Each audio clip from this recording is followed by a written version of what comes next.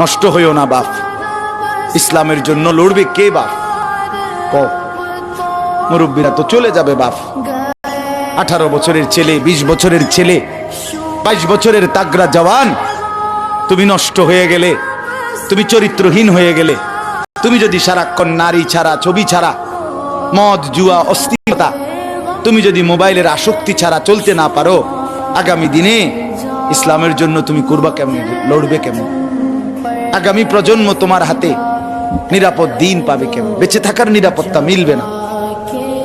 বেঁচে থাকার 53 বছর বাংলাদেশের বয়স, 53 বছরের সমাজে বেনামাজির সংখ্যা যদি এত বেশি হয়, 53 বছরের ভিতরে মোবাইলে আসক্ত যুবকের সংখ্যা যদি এত বেশি হয়, 53 বছরের ভিতরে বেপর্দা নারীর পরিমাণ যদি এত বেশি হয়, এত মসজিদ মাদ্রাসা চারদিকে থাকার পরেও যদি এই মসজিদ মাদ্রাসা ষড়যন্ত্রের কারণে কমে যায়,